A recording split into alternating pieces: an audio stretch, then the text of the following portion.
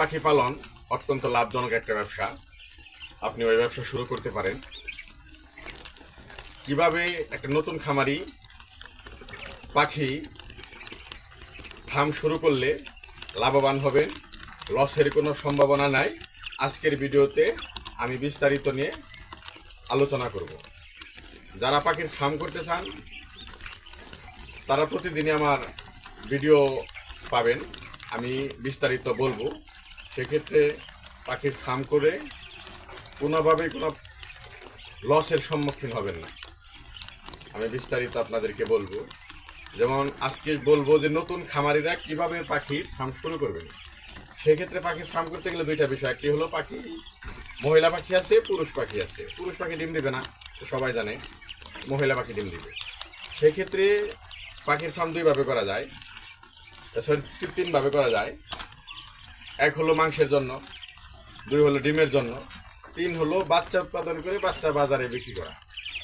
এই তিনভাবে কোয়েল পাখির ফার্ম শুরু করা যায়। সেক্ষেত্রে আমি আজকে বলবো, আপনি ডিমের জন্য যদি ফার্ম শুরু করেন সেক্ষেত্রে আপনি কীভাবে শুরু করবেন। ডিমের জন্য ফার্ম শুরু করলে অবশ্যই মহিলা পাখিদের ফার্ম শুরু করতে হবে। আর মহিলা পাখি কোথায় পাবেন? আপনি যদি নতুন খামারি থাকেন কীভাবে চিনবেন? একটা লোকের কাছে যাবেন যে পাখি বিক্রি করে, সে আপনাকে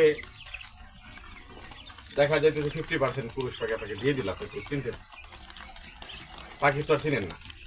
সেক্ষেত্রে একটা নতুন খামার কী করতে হবে? একটা বিশ্বস্ত লোকের কাছে যে আপনার পরামর্শ নিতে হবে, তাকে নিয়ে যে আপনার পাখি কিনতে হবে, দেখে শুনে বুঝে পাখি আনতে হবে। কোনোভাবে পুরুষ পাখি আনা যাবে না, মহিলা পাখি আনতে হবে। আর পরবর্তী ভিডিওতে আমি পুরুষ মহিলা পাখি কীভাবে চেনা যায় সে বিস্তারিত আলোচনা করব।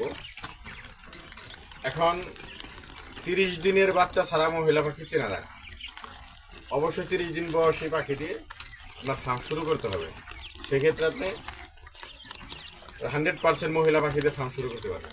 100% মহিলা পাখি দিয়ে যদি আপনার ফার্ম শুরু করেন সেক্ষেত্রে আপনি ডিম বিক্রি করে লাভবান হতে পারবেন, কোনোভাবেই লস হবে না। এবং যে কয় টাকা